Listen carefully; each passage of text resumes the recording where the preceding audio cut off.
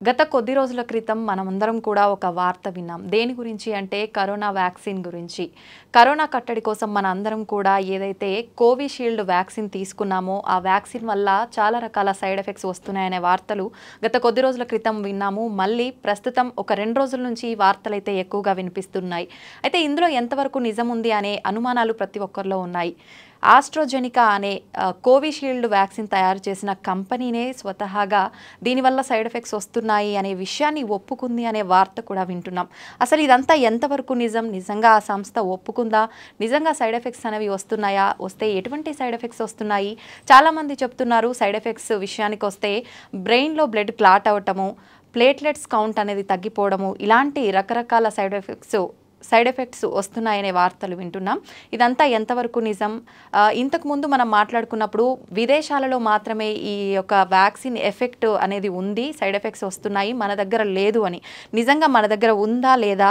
ఈ side effects అనేది ఒక అపోహ, నిజమా? ఇలాంటి విషయాలన్నింటినీ తెలియజేయడం కోసం ప్రస్తుతం మనతో పాటు ఉన్నారు ప్రముఖ కార్డియాలజిస్ట్ డాక్టర్ మువ్వా శ్రీనివాస్ గారు. ఇప్పుడు సార్తో మాట్లాడి డీటెయిల్గా తెలుసుకుందాం. నమస్తే సార్. నమస్కారం అండి, నేను డాక్టర్ మువ్వా శ్రీనివాస్.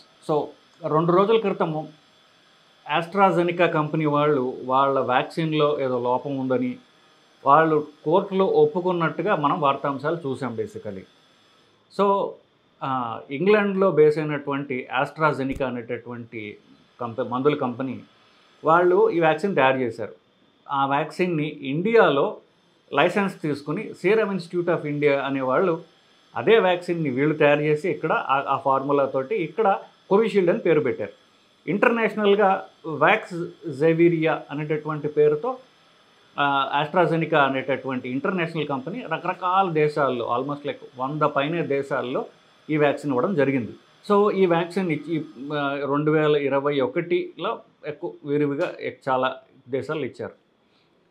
సో ఈ వ్యాక్సిన్ ఇవ్వటం వల్ల ప్రాబ్లమ్స్ ఏమొచ్చాయి అనేటటువంటివి మనందరికీ తెలిసిన విషయమే. మన డాక్యుమెంటెడ్ కేసెస్ అవి ఉన్నాయి. సో దీని మీద ఇంగ్లాండ్లో సుప్రీంకోర్టులో జేమీ స్కాట్ అనే అతను సుప్రీంకోర్టు అతనితో పాటుగా ఇంకొక 51 మంది కలిసి ఒక కేసు వేశారు ఆస్ట్రాజెనికా కంపెనీ మీద. సో ఏమని, ఈ వ్యాక్సిన్ తీసుకున్న తర్వాత అతనికి బ్రెయిన్లో క్లాట్స్ వచ్చాయని, బ్రెయిన్ డ్యామేజ్ అయిందని చెప్పేసి. అది ఎప్పుడు తీసుకున్నాడు వ్యాక్సిన్? ఏప్రిల్ 2021లో అతను ఈ వ్యాక్సిన్ తీసుకున్నాడు. సో బ్రెయిన్ డ్యామేజ్ అయింది నాకు అని చెప్పేసి కంపెనీ మీద కేసు వేసాడు. ఇంకొక 50 మంది కలిపి అంతా ఒక కేసు కింద తీసుకుని బ్రిటిష్ సుప్రీంకోర్టులో నడుస్తోంది. దీన్ని చూసి మన భారతదేశపు సుప్రీంకోర్టులో కూడా విశాల్ తివారీ అనే అతను ఒక రోజు క్రితం అంటే మే చివర 31లో అతను కేసు వేశాడు ఇక్కడ భారతదేశంలో ఉన్నటువంటి సీరం ఇన్స్టిట్యూట్ ఆఫ్ ఇండియా మీద. సో ఇది బేసికలీ. సో ఈ వాదోపవాదాల్లో ఆస్ట్రాజెనికా కంపెనీ వాళ్ళు వచ్చినప్పుడు ఆస్ట్రాజెనికా కంపెనీ ఇచ్చినటువంటి అక్కడ ఈ వ్యాక్సిన్ ఇవ్వటం వల్ల ఈ బ్రెయిన్లో క్లాట్స్ రావచ్చా అనేటటువంటి అంశం మీద కేసు కాబట్టి వాళ్ళు ఏమన్నారంటే వచ్చే అవకాశం ఉందండి మా వ్యాక్సిన్ వల్ల అని వాళ్ళు డేటా వాళ్ళు ఇచ్చారు. డెఫినెట్గా ఇవి ఇవ్వడం వల్ల కొన్ని కేసెస్ డాక్యుమెంటెడ్గా ఉన్నాయి అని చెప్పారు. దాంతో ఇప్పుడు పెద్ద దుమారం ఏంటి, అదే వ్యాక్సిన్ ఇండియాలో ఇచ్చారు కాబట్టి ఇప్పుడు ఇండియాలో కూడా ఇవి ప్రాబ్లమ్స్ వస్తున్నాయా? ఇప్పుడు ఈ వార్తాంశం కానివ్వండి, ఈ ఇష్యూ వల్ల వచ్చినటువంటి క్వశ్చన్లు ఏంటి?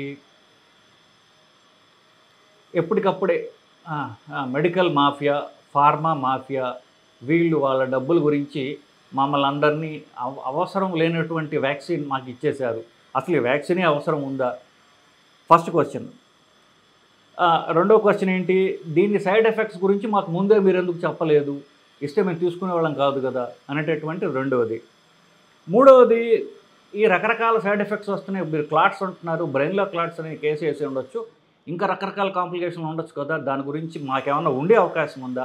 దానివలన ఇప్పుడు యువతలో హార్ట్ అటాక్ రిస్క్ వచ్చే అవకాశం ఉన్నదా? ఇవి క్వశ్చన్లు. ఇవి గత 3-4 సంవత్సరాలుగా కంటిన్యూస్గా రైజ్ అయ్యేటటువంటి క్వశ్చన్లే. సో మొదటి క్వశ్చన్కి మనం చూసుకుంటే అసలు దీనిలో నిజాలు ఏమిటి? బ్లడ్లో క్లాట్స్ వచ్చి అది బ్రెయిన్ ఎఫెక్ట్ అవ్వడం ఎంతవరకు నిజం? సో నిజానికి ఇది కొత్తగా తెలిసిందేమి కాదండి. ఇప్పుడు మీరు చూసినట్లయితే బ్రిటిష్ మెడికల్ జర్నల్ BMJ అంటాం, 14th April 2021 అంటే ఆల్మోస్ట్ లైక్ 3 ఏళ్ల క్రితమే ఈ వ్యాక్సిన్ ఇవ్వటం వల్ల ఏ సైడ్ ఎఫెక్ట్స్ ఉంటాయని చెప్పేసి ఆ కంపెనీ కాదు, మామూలు మెడికల్ బాడీస్ అంటే బ్రిటిష్ డాక్టర్స్ వాళ్ళు రీసెర్చ్ చేసి ఆ ఆర్టికల్ ఇచ్చారు. అది ఇంటర్నెట్లో ఉంది, గూగుల్లో ఉంది, మీరు ఎవరైనా సరే చూసుకోవచ్చు. దాని ఆర్టికల్ ఏంటంటే basically thrombosis after COVID-19 vaccine. COVID-19 vaccine ఇచ్చిన తర్వాత వచ్చేటటువంటి రక్తం గడ్డగట్టడం, రక్తం ప్రాబ్లమ్స్ ఏమిటి అనే దాని మీద ఒక ఆర్టికల్ వచ్చింది. సో ఆ ఆర్టికల్లో వాళ్ళు చెప్పిన దాని ప్రకారం అంటే ఇప్పుడు కాదు, మనకు అప్పుడే తెలుసు. ఇప్పుడు కొత్తగా ఈ కంపెనీ వాళ్ళు చెప్పనిది మనకు కొత్తగా తెలిసింది, కొత్తగా రిస్క్ వచ్చింది కూడా ఏం లేదు. సో అప్పుడు డేటా ప్రకారం కంపెనీ వాళ్ళు చెప్పింది ఏంటంటే ఈ ఆస్ట్రాజెనికా వ్యాక్సిన్ అంటే మనకి కోవిషీల్డ్ అనుకుందాం పోని మన పరిభాషలో, కోవిషీల్డ్ ఇవ్వడం వల్ల 10 లక్షల మందిలో 3 నుండి 15 మందికి రక్తంలో, బ్రెయిన్లో రక్తం గడ్డలు కట్టచ్చు. సో రక్తం గడ్డలు కట్టడం అనేది జరుగుతుంది. దాంట్లో సగానికి సగం మందికి మెదడులో ఉన్నటువంటి వీన్స్లో రక్తం గడ్డలు కట్టచ్చు. ఇది కామన్గా అనేది కామన్ కాదు, ఎంత కామన్ అని నేను చెప్పాను ఇప్పుడే. 3 నుండి 10 లక్షల మందిలో. సో ఈ 3 నుండి 15 మందిలో సగం మందికి బ్రెయిన్లో రక్తం గడ్డలు కట్టచ్చు. ఒక 10 నుండి 20% మందికి పొట్టలోని వీన్స్లో రక్తం గడ్డలు కట్టచ్చు. ఇంకొక 20% మందికి ఊపిరితిత్తుల్లో రక్తం గడ్డలు కట్టచ్చు. ఇది ఒక్కటే మాత్రమే ప్రాణాపాయం. అతి అంటే నాలుగోది లెస్, అంతకంటే తక్కువగా మనకి కనిపించేది హార్ట్ అటాక్స్ రావడం. సో నేను చెప్పినట్టుగా 10 లక్షల మందిలో మ్యాక్సిమం 15 మంది మనకు రావచ్చు. ఆ 15 మందిలో మొదటి కామనెస్ట్ బ్రెయిన్, తర్వాత పొట్ట, తర్వాత ఊపిరితిత్తులు, నాలుగోది హార్ట్ అటాక్స్. సో ఇది డాక్యుమెంటెడ్. దీని గురించి ఎవరు వారికి తోచినట్టుగా దీన్ని మ్యాగ్నిఫై చేసి వాళ్ళు చెప్పడం, భయపడటం, భయపెట్టడం ఇవన్నీ జరుగుతున్నాయి బేసికలీ. బట్ మనకి 2021 డేటాలు వచ్చిన దాని ప్రకారం డాక్యుమెంటెడ్గా ఇది results basically. Next question, almost 2 ఏళ్లుగా అవసరం ఈ ఎప్పుడైతే న్యూస్లో వచ్చిన ప్రతిసారి జరిగేది ఏంటి, హార్ట్ అటాక్స్, యంగ్ పీపుల్లో హార్ట్ అటాక్స్ రావడానికి ఈ కోవిడ్ వ్యాక్సినే కారణమా? మనం ముందే డేటా మనం అనుకున్నాం బేసికలీ. సో సడన్ డెత్ ఈ వ్యాక్సిన్ ఇవ్వటం వల్ల సడన్గా ఎవరైనా చనిపోతున్నారు అనేది టర్కీలో ఒక 9 మందికి అటాప్సీ స్టడీస్ చేశారంటే మన ఎవరైతే వ్యాక్సిన్ వల్ల చనిపోయారు అనుకుంటారో వాళ్ళ గుండె తీసి బయటికి, చనిపోయిన తర్వాత వాళ్ళ గుండెలు బయటకు తీసి వాటి పరీక్ష చేసి చూశారు. వాళ్ళలో మాత్రం తెలిసింది ఏంటంటే హార్ట్ అటాక్స్ అవడం అంటే జరిగినాయి. కానీ ఎంత వ్యాక్సిన్ ఇచ్చిన తర్వాత ఫస్ట్ డోస్ వ్యాక్సిన్ మొదట మీకు తెలిసి గుర్తుండే ఉంటుంది, కోవిషీల్డ్ 3 డోసెస్ ఇస్తారు. మొదటి డోస్ ఇచ్చిన తర్వాత నెల రోజుల లోపల ఈ హార్ట్ అటాక్స్ అనటం జరిగినవి. ఎంత నేను చెప్పినట్టుగా 10 లక్షల మందిలో 3కి వచ్చి ఉండొచ్చు. 10 లక్షల మందిలో 3కి వచ్చి ఉండొచ్చు. మన భారతదేశంలో 100 కోట్ల మందికి ఆ వ్యాక్సిన్ ఇచ్చారు. ఒకటిసారి ఎక్కువ మంది ఇచ్చారు, రెండోసారి, మూడోసారి ఇంకా తక్కువ మంది ఇస్తారు. 100 కోట్లలో మనం చూసుకుంటున్నప్పుడు ఒక 150 కేసులు ఉంటాయి. అంటే దేశం మొత్తం మీద ఒక 150 కేసులు హార్ట్ అటాక్స్ వచ్చి ఉండొచ్చు 100 కోట్లలో. సో ఇది ఎంత కామన్ అనేది ఈయన చెప్పే లెక్కలు బట్టి మీకు తెలుస్తుంది. మరి ఇంతమంది హార్ట్ అటాక్స్ చచ్చిపోతున్నారు, ఆ వీడియోలు చూసాం, ఈ వీడియోలు చూసామంటే మీరు చనిపోవటం వ్యాక్సిన్ వల్లనే అని మీరు అనుకుంటున్నారు. సో ఈ వ్యాక్సిన్ వలన వచ్చే కాంప్లికేషన్లో హార్ట్ అటాక్స్ అనేవి అంటే అతి తక్కువగా చూస్తున్నాం. వాటిల్లో కూడా ఇంత పెద్ద దేశంలో ఈ 100, 150 అని చెప్పాను చూసారు, 150 కూడా ఒక లెక్క మాత్రమే, క్యాల్కులేటెడ్, డాక్యుమెంటెడ్ కాదు. సో ఇకపోతే ఈ వ్యాక్సిన్ ఇవ్వటం వల్ల ఇప్పుడు మాకు హార్ట్ అటాక్ రిస్క్ ఉన్నదా? ఇప్పుడు మళ్ళీ ఇందాక నేను చెప్తాను. సో వ్యాక్సిన్ ఇచ్చిన తర్వాత ఫస్ట్ డోస్ ఇచ్చిన తర్వాత ఒక నెల రోజుల్లో హార్ట్ అటాక్స్ అనేవి చూస్తాం. 2వ డోస్ ఇచ్చిన తర్వాత చాలా తక్కువ ఉంటుంది. 3వ డోస్ తర్వాత అసలు ఇప్పటిదాకా డాక్యుమెంటెడ్ కేసెస్ లేవు. 3 ఏళ్ల తర్వాత అంటే అసలు అది mathematically it's not even possible. So 3 ఏళ్ల తర్వాత అప్పుడు వ్యాక్సిన్ ఇచ్చినందుకు ఇప్పుడు వస్తాయా అనుకోవటం అనేది చాలా చాలా చాలా మరి సాగదీయడమే అవుతుంది బేసికలీ. ఒక నెల రోజుల దాకా మాత్రం పర్వాలేదు, ఆ తర్వాత వ్యాక్సిన్ వల్ల కాంప్లికేషన్స్ రావు.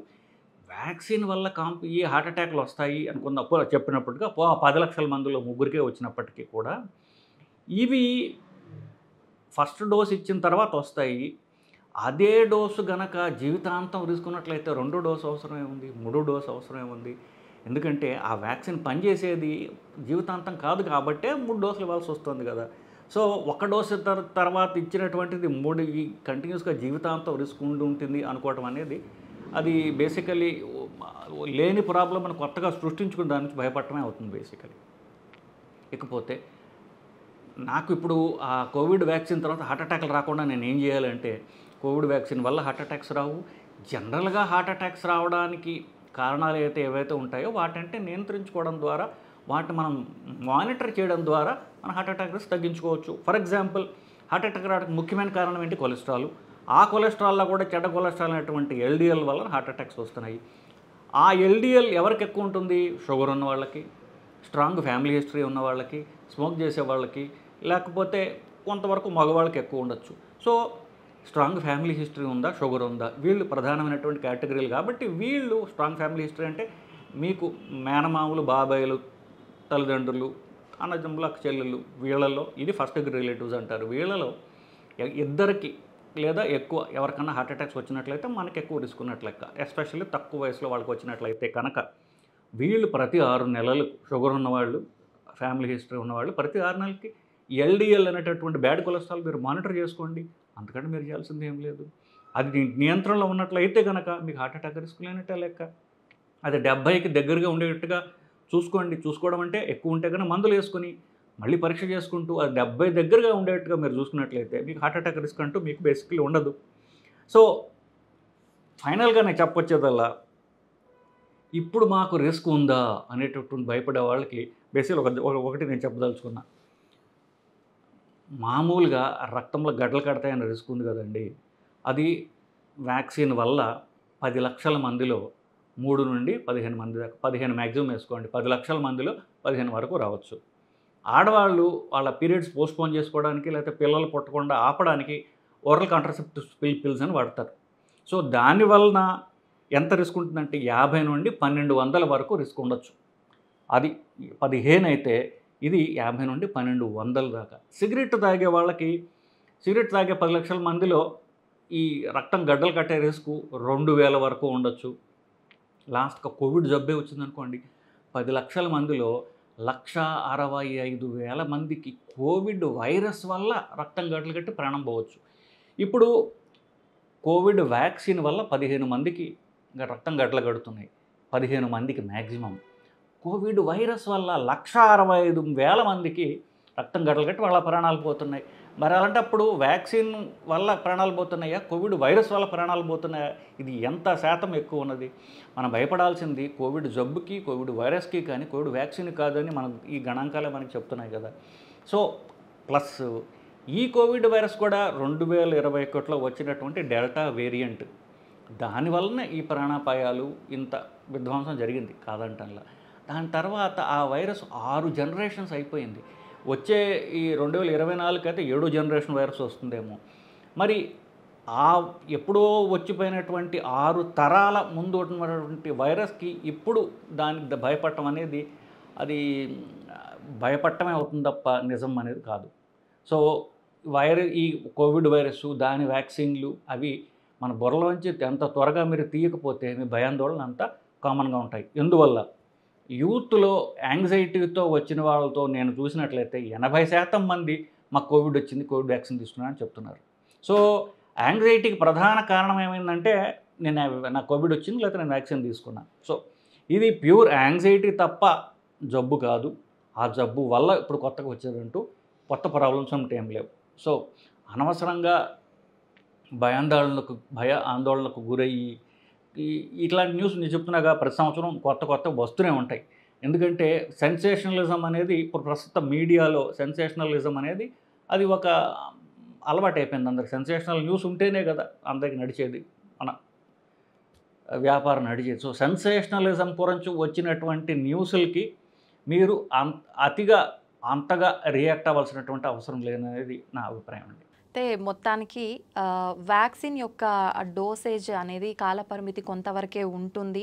దాని ఎఫెక్ట్ అనేది ఆల్రెడీ అయిపోయింది. మనకు 2021లో మనం వ్యాక్సిన్ తీసుకున్నాము. ఆల్రెడీ 2-3 సంవత్సరాలు గడిచిపోయింది. దాని ప్రభావం అనేది ఇప్పుడు రాను తగ్గిపోయిందనే చెప్పాలి. మనకు ఇంతకు ముందు ఇప్పుడు ఈ వార్తలు మనం సైడ్ ఎఫెక్ట్స్ వస్తున్నాయనే వార్తలు అయితే కొత్తగా ఏం వినట్లేదు. ఆల్రెడీ వ్యాక్సిన్ తీసుకున్న కొద్ది రోజులకే మనం హార్ట్ అటాక్స్ వచ్చాయి, ఇలాంటి సైడ్ ఎఫెక్ట్స్ ఉన్నాయనే వార్తలు విన్నాం. ఇప్పుడు కొత్తగా అయితే ఆ ప్రభావం వల్ల మనకు సైడ్ ఎఫెక్ట్స్ వచ్చే అవకాశం లేదు. ఒకవేళ అలాంటి భయాలు ఎవరికైనా ఉన్నా కూడా భయాలన్నీ తీసేసి దానికి తగ్గట్టుగా మీరు ఇమ్యూనిటీ పవర్ పెంచుకుంటే కనుక ఇలాంటి సైడ్ ఎఫెక్ట్స్ నుంచి బయటపడవచ్చు అని సార్ చెప్తున్నారు. చాలా మంచి విషయాలు తెలియజేశారు sir. Thank you very much.